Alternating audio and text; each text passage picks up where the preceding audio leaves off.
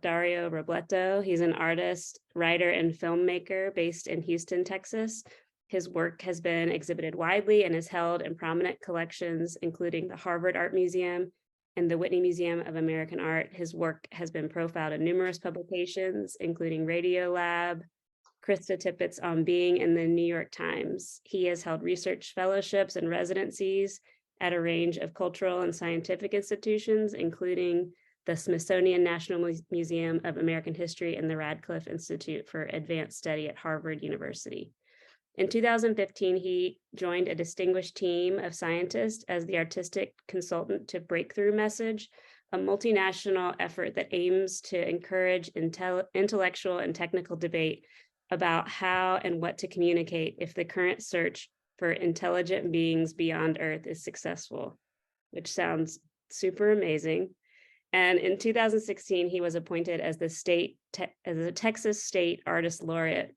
In 2020, he was a research consultant to popular science television series Cosmos Possible Worlds, which aired on National Geographic and Fox, and he's currently serving as artist at large at Northwestern University's McCormick School of Engineering, and is working on his first book, Life Signs: The Tender Science of the Pulse Wave, published through University of Chicago Press and co-authored with art historian Jennifer Roberts, the Elizabeth Cary Agassiz Professor of Humanities at Harvard.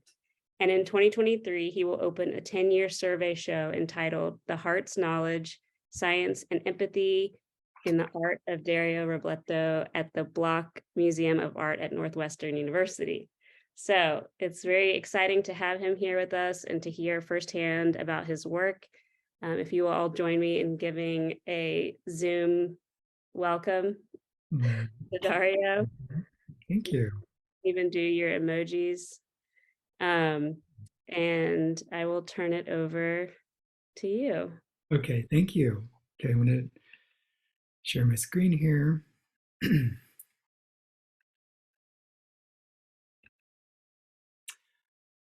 Okay, is that looking okay, Alexis? Yeah, okay. Okay, thank you everyone for being here. Alexis, thank you for inviting me to be part of the series. And as usual, I'd like to thank everyone for just joining in on Zoom and spending your, your evening here. I hope I can make it an hour for you.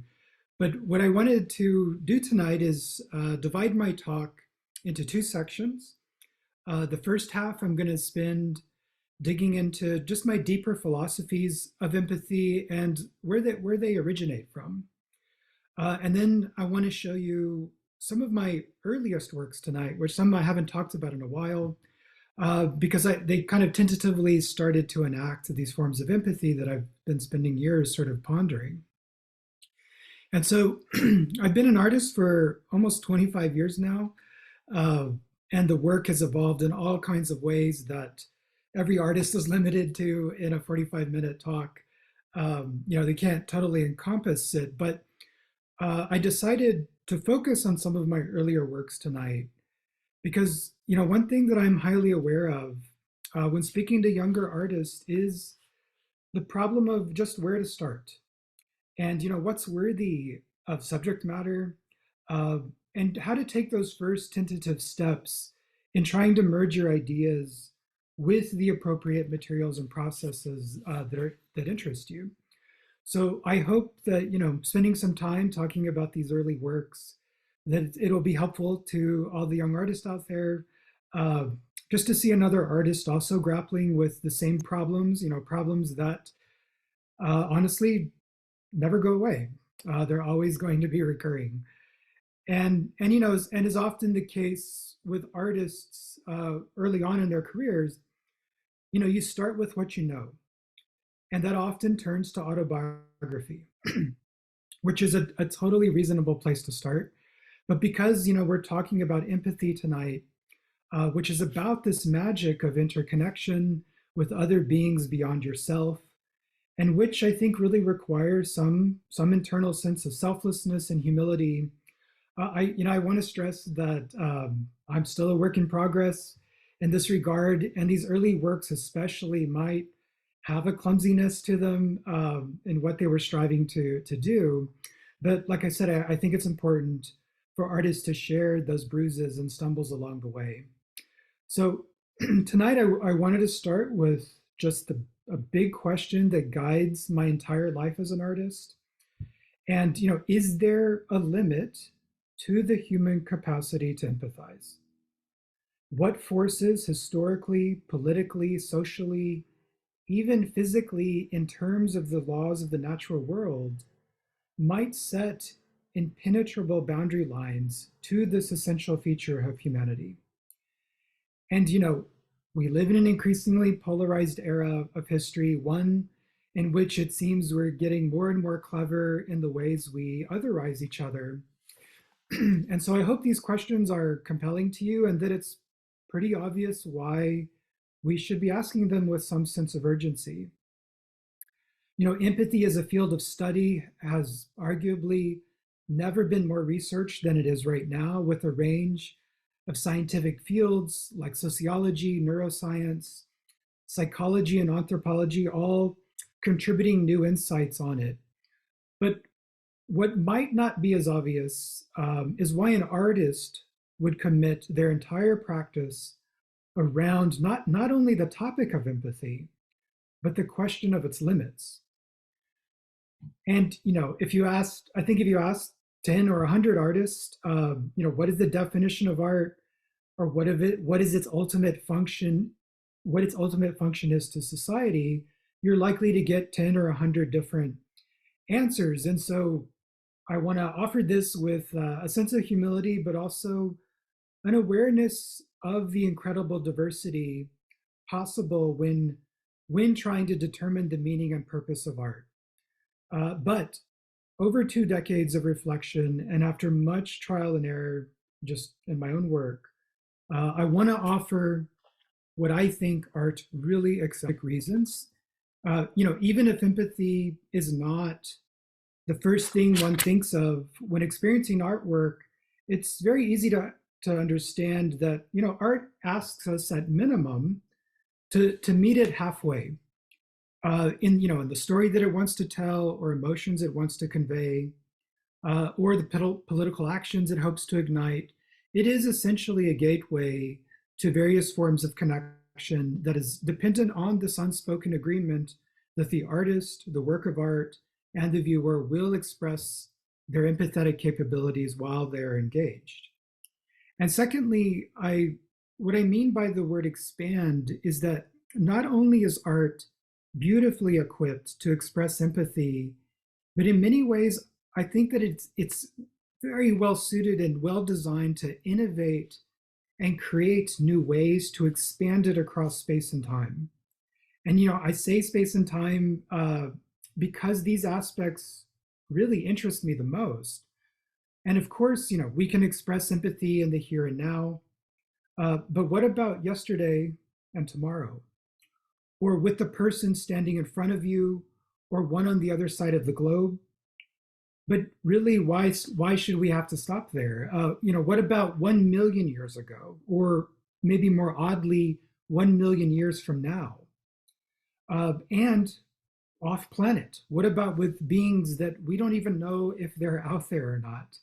So in the broadest sense, I'm interested to know if empathy, and similarly altruism, or whatever their equivalents might be elsewhere, what are the behavioral features, are these behavioral features that extend across all intelligent life forms in the cosmos?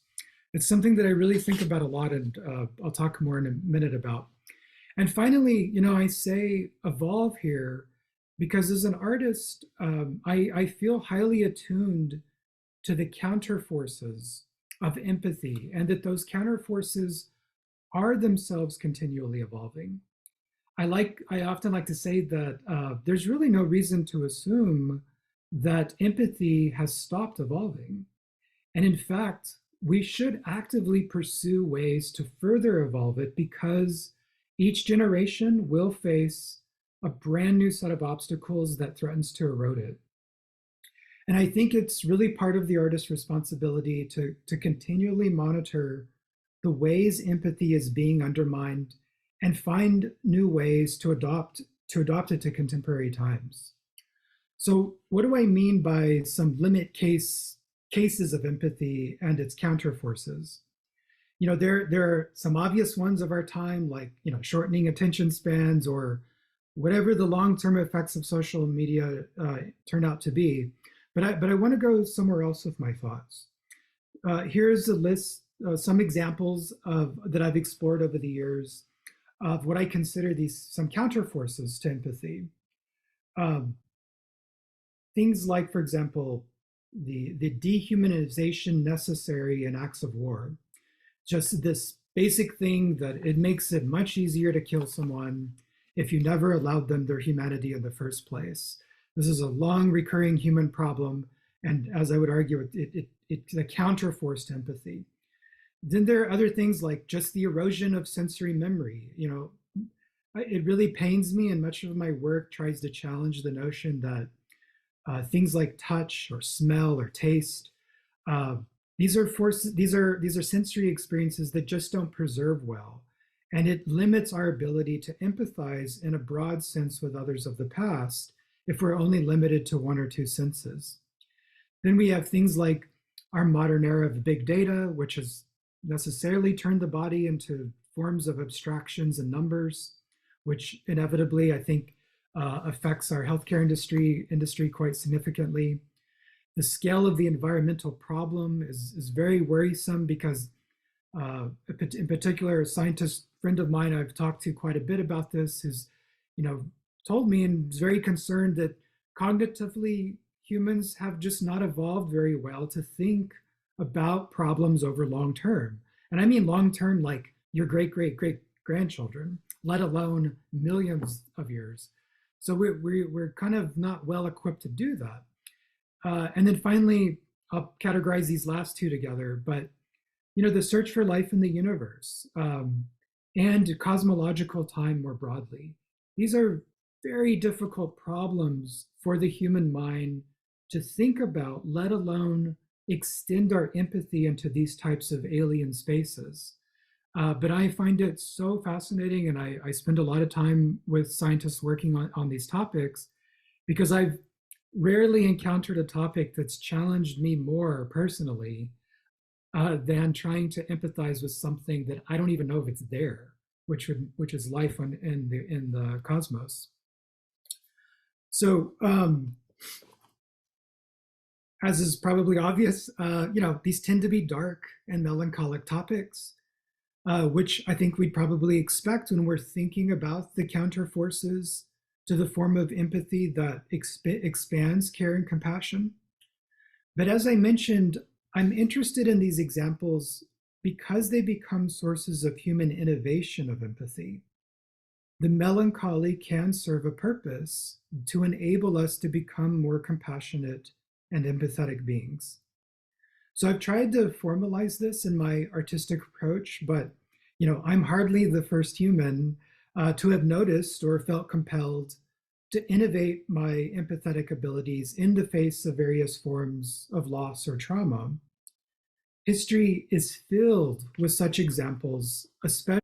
So what I was saying is that in my artistic practice, I've tried to study in great detail past historical examples of people that I think also did this very thing that I'm arguing, which is innovating in the face of loss or trauma, forces that would cut off one's empathetic capabilities.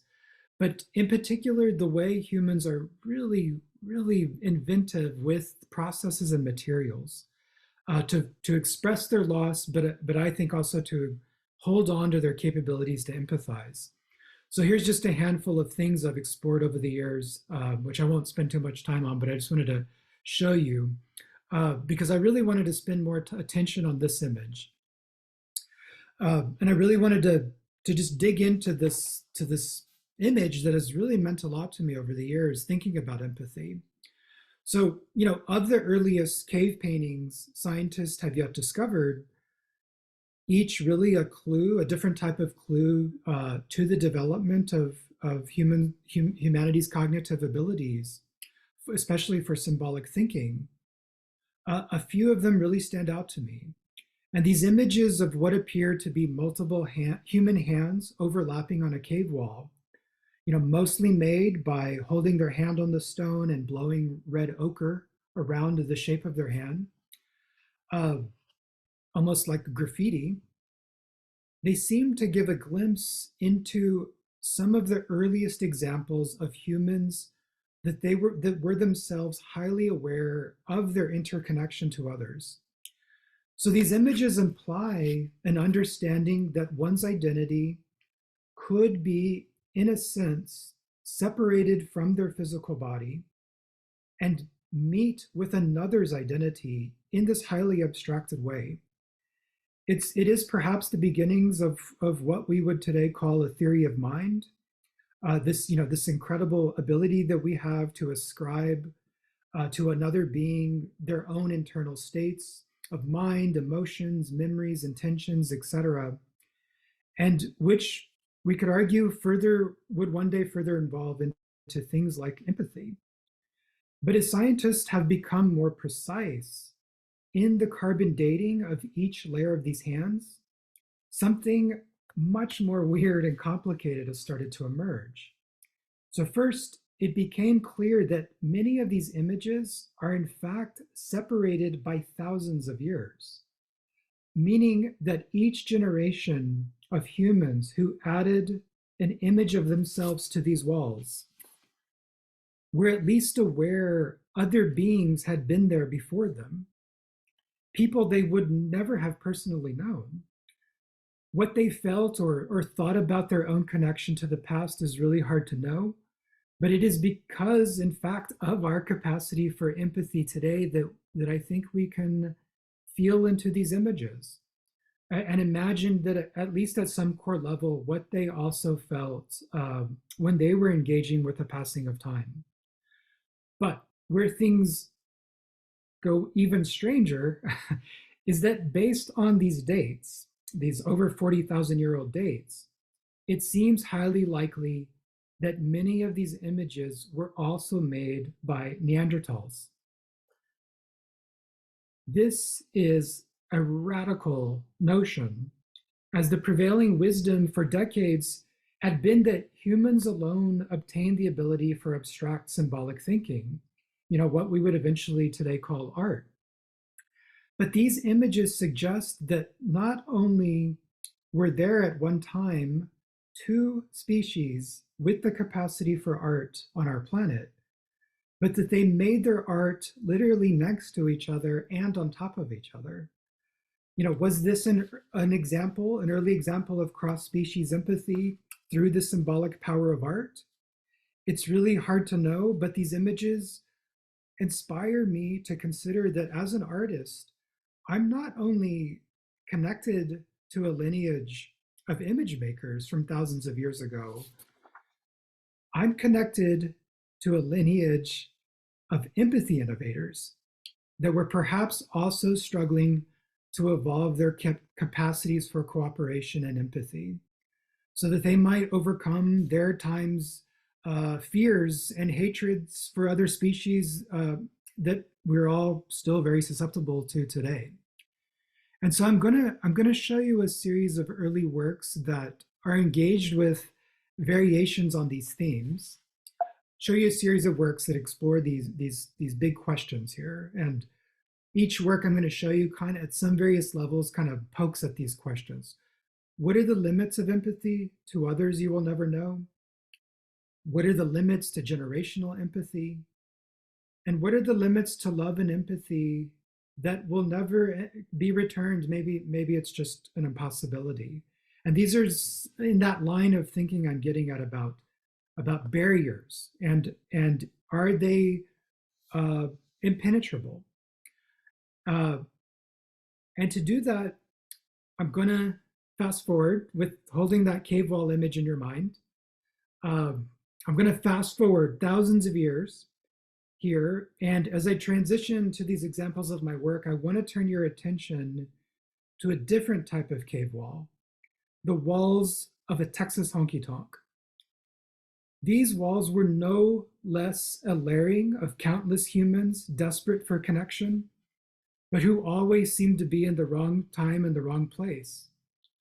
If anyone, is out there, has ever been in a dark honky tonk in the 70s or 80s, or I suppose even today, although I haven't been in one in a while, but if you can imagine that with the saddest country music playing in the background and drunk and down and out people searching for connection that never quite seems to arrive, you will know that these places are an extreme test of empathy, an extreme test to not leave each time with a shattered heart and little hope, and perhaps a desire to become callous and cold, distancing oneself from these people and experiences. So when I was a young boy, my mother briefly managed a honky tonk in San Antonio, Texas. It was called Dave's Place, and she often took me there during her shifts. She would hand me a cup full of coins and plant me in front of the jukebox, where I really got my first taste of the power of DJing and how music and art can so precisely describe the life that I was witnessing in front of me. But I also became quite attached to the materials of a honky tonk. The sweaty, drunk people dancing, the tactility of the oily walls and floors and the bar tops, but also the sculptural qualities of the jukebox itself and the vinyl records it played, which you can see here on the left.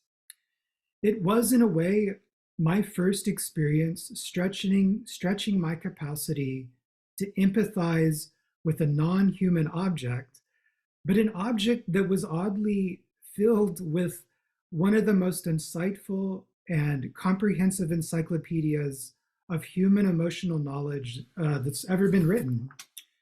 Each song and each song label spoke to me in such a physical and emotional way that I literally wanted to hug this machine each time it played a sad song. That's how close I got to it. And here was the unexpected magic of this place. The people in the bars or the singers on the jukebox all made me deeply care about them, although I never really knew them. I was too young to truly interact with the adults, and the singers had either died or I wasn't going to meet them anyway. And this magic of caring about people I would never really know, it intrigued me, even as a little boy. For how was this possible? Just through observing others or hearing fragments of their lives, I was able to care about them as deeply as my family.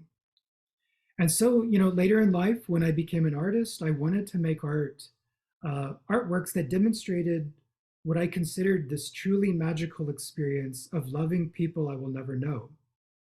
And so this place and the jukebox taught me that so much of the work of empathy is to not overreact to a sense of hopelessness of connection, but instead to find ways to overcome it or see forms of connection that were just not immediately obvious at first glance. So with that in mind, I want to turn your attention to just one last thing about these jukeboxes, and I hope you can see the full screen, because the area I want to draw your eye to is the bottom image and the far right side of it, but in particular that bottom right image. So sitting next to this jukebox for so many nights, I became really enamored with the slips of faded paper that noted the artist and the song title. Some of them were so faded that I could no longer even read the information. And like a junior archaeologist, I learned to associate a song I played with the faintest outlines of what was now just an indecipherable language. And what further made this so strange was that the slips of paper were an odd combination of typed out text and handwritten text, which you can kind of make out in that bottom image, as I was saying, to the far right of it. And often these handwritten texts were in different people's handwriting, clearly indicating that people I would never know had long before intervened and added their own markings to this cave wall of old sad songs. And this was, of course, the bar owner's way of updating the jukebox with new records when new songs are released. But, in a way that our digital era will find quite quaint, it meant that they had to manually write new slips of paper and then slide them in. And because I sat so close to that jukebox, I inevitably read these texts over and over and over. So, I could decide what song I wanted to play next. But then something really odd happened, which is I started to understand the entirety of it as a text itself, written by many different hands and at different times, as essentially one large and incredibly sad poem. It was what I like to call accidental poetry, somehow a contemporary version of that cave wall. And I would read it over and over, often without playing the music. And so I had this very strange experience where a machine designed to produce sound was equally giving me a fascinating, silent, textual experience.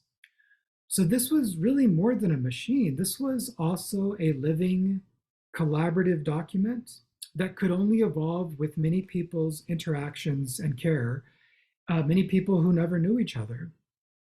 And it was the memory of these slips of paper that I turned to when I made some of my earliest works. So I considered this piece from 1997, it's called Dario's Shredded Love Letters, as a type of mini language-based jukebox. It's also filled with high hopes that were doomed to fail, dramatic proclamations of love and hopes for second chances, and just this overall naive, but really nonetheless crucial stage in the way one learns how to love and empathize with another person. I know we have all loved and we have all hurt others. And the sting of both seems, of course, more acute in our teenage years. So for this piece, I took the love letters that had been written to me from 7th to 9th grade years, and letters that I had written to others, but I never gave them, or for whatever various reasons were returned to me. And I painstakingly cut them up into a type of heartbreak confetti. And I filled them into pill capsules, which I then bottled and made it with my own homemade labels. And the reason, if you look closely, the reason you can see some color in the pills is because that for one person I wrote back and forth to, we had, without prompting, decided that the truest display of our love was that each and every letter we wrote, and I mean alphabetic letter, not the whole letter, but each alphabetic letter we wrote had to be in a different color. This, of course, took forever to write one single letter, but that was really the point of it all. And but the real heart of the piece is that I'm suggesting that those early stumblings into love, filled with heartache and misunderstanding, filled with early but failed attempts to empathize with another's emotions, can today be used as an act of healing and recovery. The melancholy served a purpose. And so this is what the back of the bottle says. So for the temporary relief of pain and confusion associated with broken hearts, shyness, gloom, emptiness, breakups, and loneliness, Dario's shredded love letters go straight towards the heart, coating it with a memory that it was once loved. Directions. Adults, take one capsule every hour while symptoms persist. If pain is extremely great, take 2 every hour. Young adults, take as many and as often as needed. The active ingredients, as I said, are parts of my love letters from the 7th to 9th grade years. So as I mentioned, these early works were very much rooted in my own biography.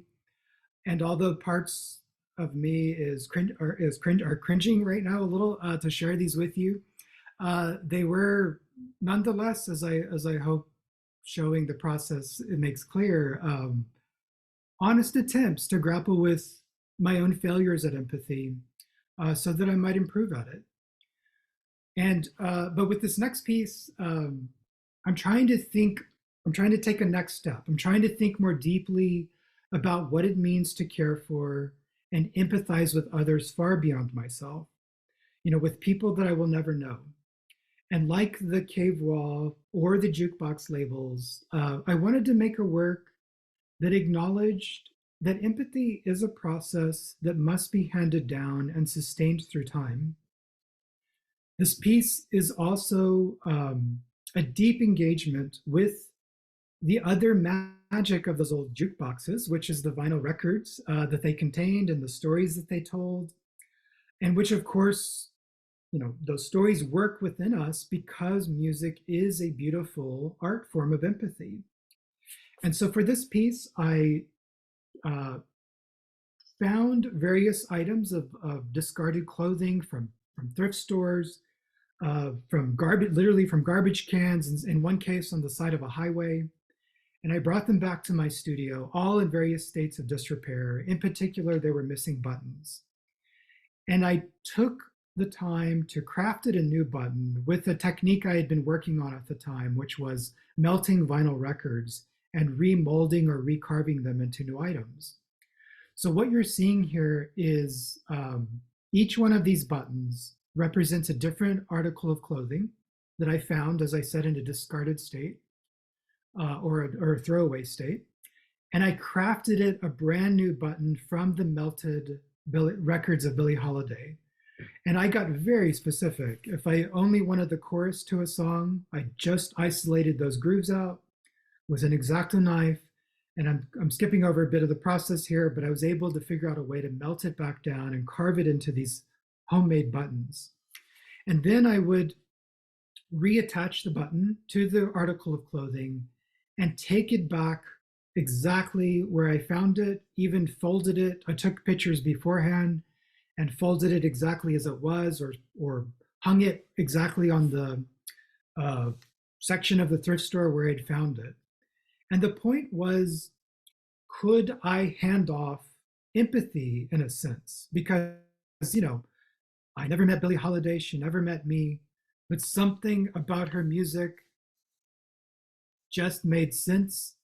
And even if it was something like heartbreak, I sort of got it, even at a young age, and as millions of others have as well. And that is an action of empathy, moving through one item, through a person's experience, through their voice, embedded in the grooves of a record distributed across the globe. I happened to find it in my own life. It meant something to me. I became an artist. I wanted to find a way to hand off empathy, baton-like, over and over. And this is a way to do it. But it was also a test of the anonymity of it. Could you just care without the chance for reciprocity? Could you do something as simple as enabling an old shirt to have a full set of buttons and function as a shirt? Or just hold your pants up, or whatever the button was meant to do? Could it do it again, but charged with the intensity of a Billie Holiday love song? And so it was an experiment to see, not only could I merge these new skill sets of melting vinyl, for example, but merge it with gestures that separated it from me and allowed even a minimal act of care to occur in the world.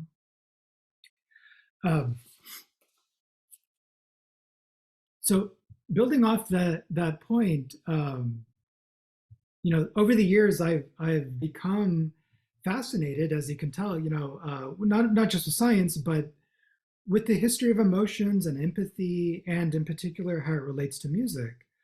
And I came across years ago in my deep dive into the science of empathy, I'd come across these papers that were really arguing for the importance of what a fetus hears while in utero and the effect that this has on cognitive development.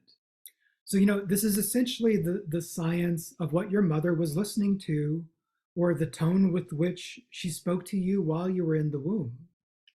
So this realization, some of you might remember it's still an active thing, but there was a time when this really became quite trendy, with parents, very strategically listening to things that might aid the fetus's development. But probably for most of us, that scientifically based consideration was not really given. And if this theory is correct, some fragment of our development is at the whims of whatever our mothers happen to be listening to. So my question was this: what if you spent 9 months of your development listening to Patsy Cline, or Edith Piaf, or Billie Holiday on repeat rather than Beethoven or Bach, which are sort of the go-to ones as far as a sort of motivating some cognitive development. So certainly these other alternatives would have left a mark. And maybe perhaps when I thought about it more deeply, perhaps I really never had any choice in the fact that I was going to fall in love with a jukebox and a honky tonk. But we have to keep asking the question: just how far back should we consider this chain of musical in utero events? What about what your mother listened to, or your grandmother, or your great grandmother, or why start there? What about the chants around a fire near a cave wall 40,000 years ago? So, besides my experience with the jukebox, my mother and grandmother had a significant vinyl collection at home, which I was just absolutely fascinated with because it gave me insight into who these wonderful women were long before I was a thought in their minds. And looking at and listening to my grandmother or looking and listening to what my grandmother and mother listened to themselves, it even gave me insight into their relationship and what was passed down between them. And every sad song, every recurring theme of heartbreak, or the types of male singers that they seemed to be drawn to when I was really looking through like a detective about their past musical tastes, or even the forgotten notes that they had left behind in the albums, all became these fascinating clues to understanding our family. And so I want to show you this piece I made thinking about these thoughts. So this is also a piece using melted vinyl records, and each of these hand bones at different stages of development have all been made and carved from me from melted vinyl records. The fetal hand bone on the right, it was made from my grandmother's 75 RPM vinyl records. The adolescent hand bones in the middle were made from my mother's 45 RPM records. And then the adult hand bone there is made from my own collection of 33 RPM vinyl records. So this piece, I would argue, it takes the notion of empathy very seriously here. That we are literally in each other, that we are literally in each other's bones, to be more precise, and that empathy expressed in this particular sense through musical taste, that it helps each other grow. It literally gives shape and form to our inner architecture. And we are beholden to that, a decision made in the past by another being. And in ways that I would say can't only be accounted for through DNA. And so building off that point, I wanna show you one more work that I consider it as a companion work to this one, and they were displayed together. And whenever I show them, I like to show them together to consider them as almost an A side and a B side. But just to give you a little context, here are some close-up details of this. By the way, this is all painted. I'm skipping over some process elements, but that is solid vinyl, a melted vinyl record under the paint. But to just give a little context to the next piece, I mentioned earlier my long-term study of the materials and processes of empathy, and one that I'm very fond of is the Victorian tradition of cut silhouette portraits. It's pretty straightforward what you're seeing uh, as far as how it's done. But like those outlines of hands on a cave wall, this was a tradition of outlining and cutting out the shape of in this case, a face, but more broadly the body, to try to capture some essence about them. And it's remarkable. These are not studied scientifically, but I would argue they could be, because uh, it's remarkable how much of our identities and even emotional states can be gathered with just the most minimal information when we look at them. And we can partly do that because we can project ourselves into them. We can read their emotions because we share the same emotions. And I've always, found there to be just this beautiful melancholy to this tradition. It is suggesting that a relationship can still be formed with just the shadow of the one you love, or the one you wished loved you back. And it was while thinking about this tradition and looking through my mother's and grandmother's record collection that I reflected on a question that I mentioned earlier, which is, what are the limits to love and empathy that will never be returned? I did not grow up around or know my father very well. And like any young boy, you really wish you could, and you go through every emotion from anger and hurt to blind love when trying to reason through something that's ultimately unreasonable. And it occurred to me, though, in that own process of my life, that while I was looking through the records my mother collected as a young girl, that perhaps she was also trying to understand her distant father. And that, like me, it was music and the power of empathy that helped her make sense of that loss. But more than just the music, maybe it was also the images of all the male archetypes that especially the rock and roll of her era was just obsessed with portraying, especially on the album designs. That maybe this helped her think through this missing father herself. And so, as a nod to her and the unexpected lineages of coping with loss that we also leave behind, her records also became a stand-in for my own search for this missing male figure. So this piece I want to share it's called Untitled, Don't Decay in the Wrong Arms. And so in this piece, like in the tradition of the Victorian silhouettes, I cut my own silhouettes out of vinyl, all of them sourced and traced from the male figures of my mother's old album covers. And I grouped them into this encyclopedia-like arrangement, another sort of nod to a jukebox.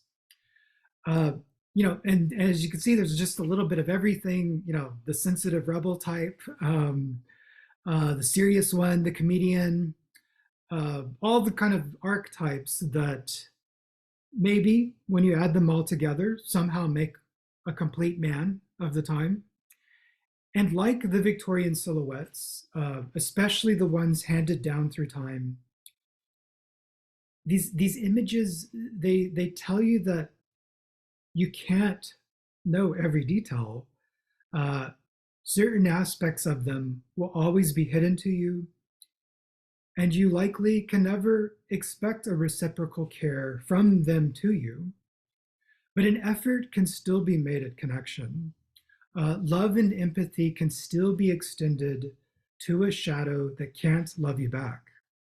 And like all these examples, I hope I've shown you tonight, or the argument I'm trying to make is that through the power of the artistic act or object, that we are called upon, that through these artistic acts and objects, we are called upon to challenge ourselves, to extend our empathy, even under the most difficult circumstances.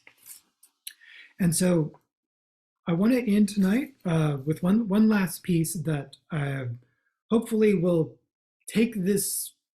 I hope you can see some trajectory here of starting with the biography and inching my way away from just concerns of myself, and hopefully opening it up to a broader conversation. So I want to end with, at the time, one of the most challenging pieces I had tried to do. Uh, I know, well, I don't know how many of you were alive to see the Challenger launch and unfortunately its explosion. But I was a young boy as well, and this deeply impacted me when I first saw it happen. Uh, I wanted to put the piece in today as a nod to our launch yesterday of Artemis, initiating maybe a second era of our humans in space and on the moon. But this piece was something that I had uh, pushed all of my levels of empathy at the time. And so here's an image of the crew. It was an incredible crew, one of the most diverse NASA had ever sent out to space, as you can see. And very importantly, the first citizen, the first teacher to go to space, like a non-astronaut that NASA was sending out. And part of the excitement of this mission, in particular the mission I'm going to tell you about, is that the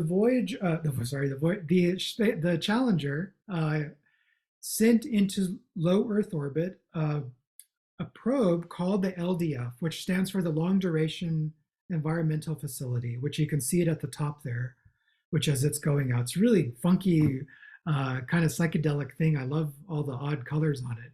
But in each one of those squares is a different experiment to test materials in low Earth orbit. And most of these, well, by far the majority are scientific experiments. But because NASA was trying to ignite the public's imagination in thinking about space travel, especially a citizen going to space, they opened a few of those canisters, or they committed a few of those canisters to public experiments. And as it turns out, several school children sent in a proposal about, what if you send seeds to space? What if you send crayons to space? What if you send pond water to space? And NASA sort of saw the excitement of this and ran with it. So in this probe, stored away with all the high-tech scientific experiments, were tomato seeds, crayons, and a number of other things children wanted to put on board, with the sole purpose that when they came back, they would be given out and distributed. This is just cool. It's very cool. I mean, very, very interesting thing. And there was some precedent for this. In the Apollo missions, they had also done something like this. And around the country to this day are what are known as NASA's moon trees, seeds that had specifically been sent to the moon to come back and given to children to grow. I love, there's so many images. I keep up with a lot of these trees and where they are across the globe. But I love this one. I just thought I'd share with you. But I show you because I just wanted to show you this. There's a spirit here about really thinking about off-planet relationships to other living creatures, like a seed. And I'm proud that NASA went for it and did this. But as I mentioned, unfortunately, the day the Challenger was scheduled to pick up that probe was the day that it exploded. It was a horrifying thing, set the loss of life, but terrible loss of life, and also set the program back for years as everybody sort of reassessed what had happened. I also wanted to note, along with Artemis launching 2 days ago, just last week, more fragments of the Challenger were found at the bottom of the ocean. They're still recovering the debris after all these years, which to me is itself a beautiful act of humanity, acknowledging a tragedy over time, still searching to the very end for every missing part. So something very unusual happened. A space probe literally got forgotten about in space because it was never a huge priority to NASA, and because there wasn't a new shuttle to go pick it up, it literally sat in space for almost 7 years. And the shuttle that eventually picked it back up was the Columbia shuttle. But by that time, when it brought the probe back and distributed those items on board, all those children had grown up, they had moved on, the ones who had initially sent in the proposals, and kind of very quietly, it was forgotten about. And I mentioned the Columbia here because it was the one that finally brought the probe back in 1990. As I said, almost 7 years of just drifting in space. And here's a beautiful straight image of the object. Embedded in there are all kinds of things, as I said, tomato seeds and other things. Here's the crew of the Columbia, another incredible diverse crew as the program got back up and running. As you all probably know, incredibly, it happened again. The Columbia exploded on re-entry over Texas, in fact, lost all the crew. And again, the effort to gather all the debris was a multi-year effort. But here's what I wanted to do. Can you empathize with someone not only that you've never met, but that has passed away in this very tragic way? And the way I proposed the question was, through the empathy, could art finish something that was never finished?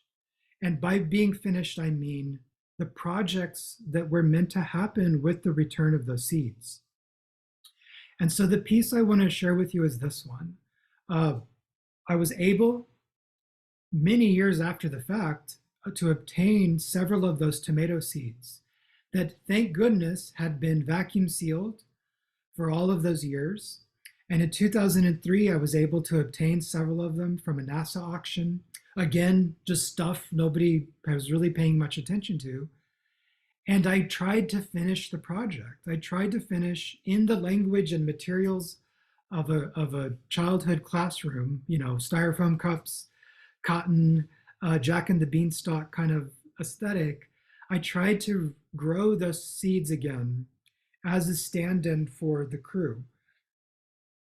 I consulted my grandmother about this because I have to tell you, these seeds were very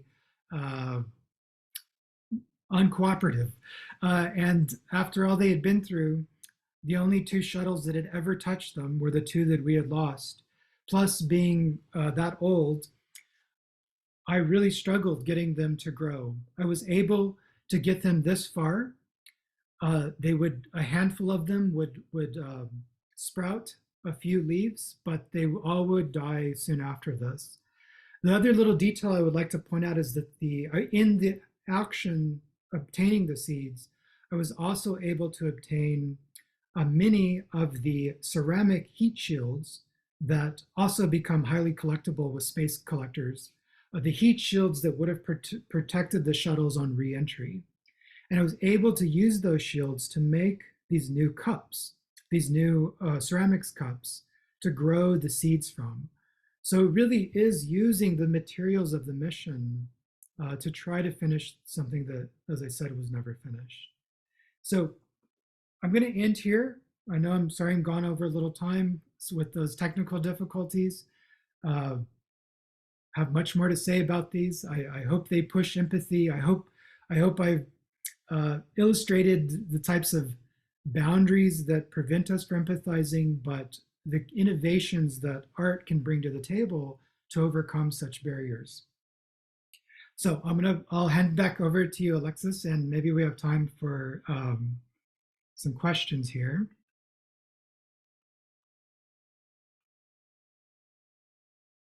Yeah. Okay, sorry, I was trying to unmute. That was awesome. Thank you so much. And really interesting to see, I wasn't very familiar with that work because I've been looking at some of your newer work. So, and I would encourage everyone to, Google Dario and look at some of his other work because it's expansive. And Yeah, I really love the way you've presented empathy as as a more expansive idea, like something that can go beyond time and even space, like present time or what our our lived experience. Because um, I think a lot of times we consider empathy to be something that we have to work on directly with other people versus something that we can build through understanding objects or how objects have affected people, or like you said, through music. So it's like really a beautiful way of appreciating other things in our life besides just like our direct relationships that we have, Mm, here and now. mm, So I feel like you've given us a lot to really think about. Um, I'm kind of curious from an art making standpoint, mm, um, how you, since a lot of your work is either ephemeral or, um, like the shirt work, for example, leaves you don't even have it anymore. Like, do you view your work as photographs or as like experiments, or like how do you, I mean, maybe it's hard to like categorize it, but when you think about, your work, how do you, like, if you, can you sell it? mm. Well, I mean, I do first and foremost consider myself a sculptor, in the broadest sense. I care about materials and objects very deeply. Uh, I didn't show some works that I think probably more fully fall into the category you're describing, which were just actions, like were completely dematerialized. But yeah, even those photographs of the space seeds, I consider them objects, sculptures. I pushed on how they were presented to play up the objectness of the image because I love photography. I'm not knocking photography, but those aren't photographs to me. But because they could not exist past the moment of where I showed them, it occurred to me that I had to photograph them uh, if the project was going to live in some way beyond. Because my original idea was to just keep the lineage of tomatoes going, like those Apollo sycamore trees, which have then spawned other trees. I wanted to do the same with those tomatoes, but I realized it wasn't going to happen.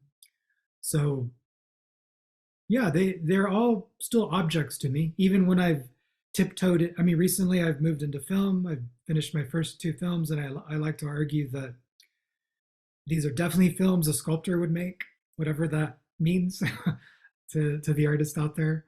But there's always a sensitivity to the physicality of what I'm working on. I don't know if I'm answering you, but I do think of them as objects, even things that are end up being two dimensional. Yeah. Yeah, I think a lot of times I know like students have a hard time maybe understanding how the act of making something can be more about the idea that goes on with what the object is than the importance of the actual object itself and like the longevity of that object. I think there's a lot of anxiety surrounding um, longevity of materials when it comes to sculpture. And like, I don't know, I guess like how did you let that go? Was it because you were just curious about the ideas and the materials? Because like obviously materials are super important to you. How did I let go of? That's like thinking about your work in an archival sense, I guess. Well, let's see. A few thoughts on that.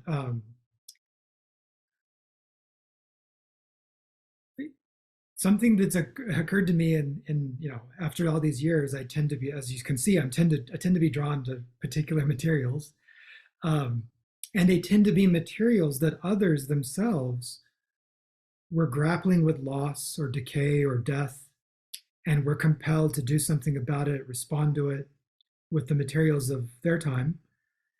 But what I've learned over the years is that the perception of rarity of those materials is actually not accurate. Like, for example, using human hair, uh, which I've both used in my work, and I'm influenced by the traditions in mourning art that use it as well.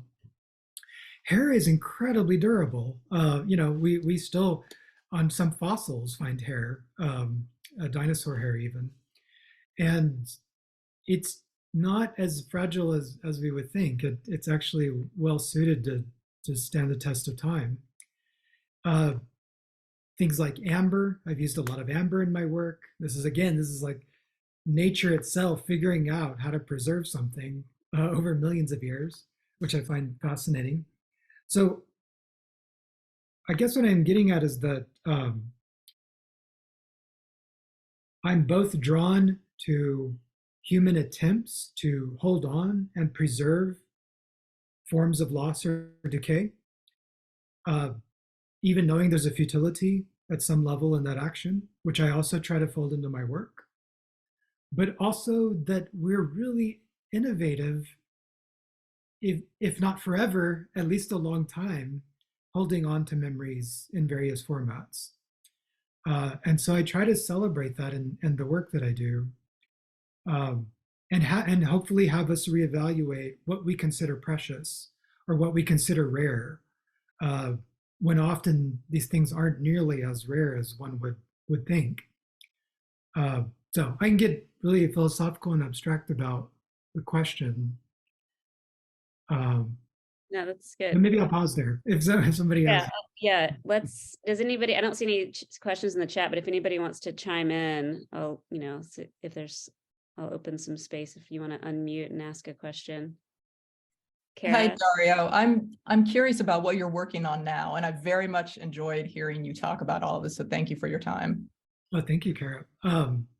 Yeah, I've had a huge creative shift over the past 3 years now, which is I've committed to making a trilogy of films and writing my first book. So after all that going on about sculpture and objects, I've moved into two fields that are very different in that sense. And but as I said, that I really think my knowledge as an object maker is all over those projects. And I think what I would add to that is I hope those works showed some diversity in their strategies and their materials. And that's consistent through all of my practice of my life as an artist. And the reason why is because, and I hope this is useful to all the artists out there too, is that every project I reevaluate, is this the right approach and material for the idea that I'm interested in? And if more recently, it's occurred to me that sculpturally, as much as I love sculpture, after 20 years, it suddenly wasn't answering the questions anymore, which is why I had to reevaluate and am now moving into film and writing a book. Because I was just honestly assessing where I was as far as my idea and what each medium allows in expression. And what I love about that is that, and maybe other artists have this experience, is that over time, when you work in multiple fields, you inevitably start to compare and contrast what each medium brings to the table as far as addressing whatever you're concerned with. And just as a side note, I'm fascinated by this. Like, I'm so curious why I've tackled some pretty difficult sculptural problems, but it is not even close. Writing a book is the most difficult thing I've ever done in my life. And I don't know why exactly. I'm still trying to figure out why, but it's fascinating to compare and contrast the mediums and what they allow for. Are you an artist, Kara? I'm actually I'm actually a CPA, but my background is in studio art. I painted, and I also have a degree in art history. So I find all of this very, very interesting. So what can you talk a little bit about what your films are about and what you are currently writing on? Yeah, thank you for letting me say something about that. They're related, very very directly related, and essentially, it is to keep the theme of our evening. my most ambitious investigation into empathy, which involves the history of the human quest to record each other's heartbeats. And even that act of recording your own or another's heart, let's not even say record it, just have you ever put your ear on the chest of another human and listened?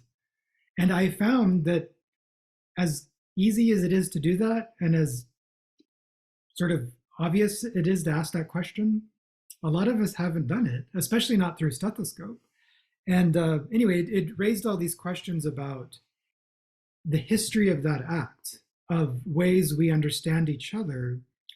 And of course, the heart is loaded with all kinds of questions about identity and where one is located in their body, emotions, religion, philosophy. Everyone's weighed in about the meaning of the heart.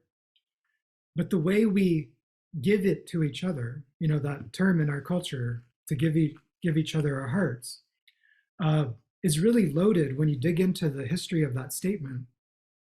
And so the films in the book are telling the deep, maybe not the deepest, but I hope a rich, untold story about something that seems so common. And the reason I hope part of it's untold, and what makes it weird again, is that, for example, I set out with a very weird goal, which was, can I find the first heart ever recorded in history? And where is it? Who did it belong to? What were they feeling the moment it was recorded, etc.? And, you know, that's such a weird question. Plus, where in the world do you start to look for such a thing? But I did find it. And the book will tell that story. The first film tells the story. And it is as beautiful a story as you would hope the first recording of a heart would be, which seems to have been completely accidental. It wasn't as if the people who did it were trying to do it. The scientist, it's a German scientist, very, very, very cold and academic. And yet, God, the story is just stunningly beautiful. And so I'll buy your book to get the answer that I'm looking for, right?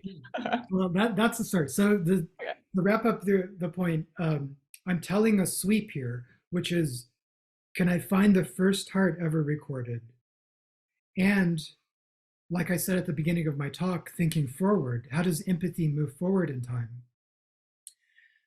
The book ends with the story of the only heartbeat that has ever exited the solar system, which is embedded in a record on a space probe that NASA launched in the late 70s and has now since exited the solar system. And the beautiful story about that heartbeat recording and how it got on there and what its long-term hopes are is as beautiful as the first heart that was recorded. And that was 1853, and this one was launched in 1977. So it's telling a broad historical arc of how much, not only how we record our hearts, but how much meaning humans have invested in the act. So much so that a handful of people sent one into the depths of space, hoping something will be out there to find it in 1,000,000 years. And who knows if that's going to happen, but they did it. And I'm telling that story.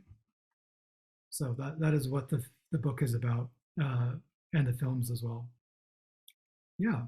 So if anybody's in Chicago or nearby in January to June, both of those films will be screening at a show I have at the Block Museum at Northwestern University, just FYI. And yeah, okay. Any other? Thank you for that question. Yeah, thanks for sharing that. I wanted to know too. Any other questions?